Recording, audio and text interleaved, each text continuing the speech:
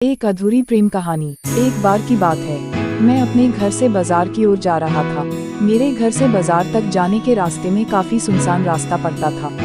कुछ दूर के रास्ते में कोई भी नहीं रहा करता था। मैं रोज इसी रास्ते से बाजार जाया करता था। आज भी मैं इसी रास्ते से बाजार जा रहा था। मुझे रास्ते में एक लड़की मिली जो बहुत ही डरी हुई थी। उसे डरा हुआ देख मैं उसके पास गया और पूछा, क्या हुआ, तुम डरी हुई क्यों हो? लड़की ने कुछ लड़कों की ओर इशारा किया। मैं समझ गया। मैं अपने साथ उस लड़की को लेकर उन लड़कों के पास गया। मैं उन लड़कों को कहा, क्या तुम्हें शर्म नहीं आता है? काफी कुछ कहने के बाद उन लड़कों को अपनी गलती का एहसास हुआ। उन्होंने लड़की से क्षमा मांगा। फिर मैं बाजार की ओर जाने लगा। उस लड़की ने मुझे रोका और कहा, मैं यहाँ पर नहीं हूँ, मुझे रहने के लिए किराए का घर चाहिए, क्या आप मेरी मदद कर सकते हैं?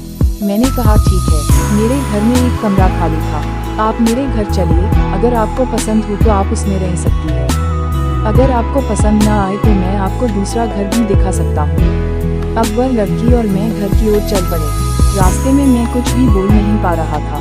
मैं बोलना चाह रहा था लेकिन नहीं बोल पा रहा था। फिर उससे पूछा, आपका नाम क्या है? मैंने कहा, राकेश, और आपका नाम? उसने ने कहा, सुंदरी। मैंने बोला, काफी अच्छा नाम है। अब तक हम घर पर आ गया थे। सुंदरी ने मेरा घर देखा और वह कमरा भी देखा जिसमें उसे रहना था। सुंदरी को वह कमरा काफी पसंद आया।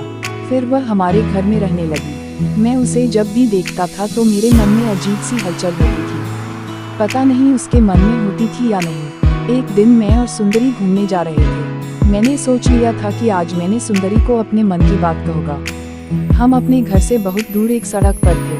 हम बाइक से चल रहे थे। मैंने सुंदरी से कहा, मुझे तुमसे एक बात कहानी है। सुंदरी से कहा, मुझे भी तुमसे कुछ कहना है। मैंने कहा, बोलो। सुंदरी बोली, मैं तुम्हें पसंद करती हूँ और ज्यादा खुशी के कारण मैं अपने बाइक को संभाल न सका और हमारे बाइक का दुर्घटना हो गया। मैं तो बच गया लेकिन सुंदरी ने अपनी जान को गंवा दी। पर आज भी मेरे दिल में सुंदरी जिंदा है।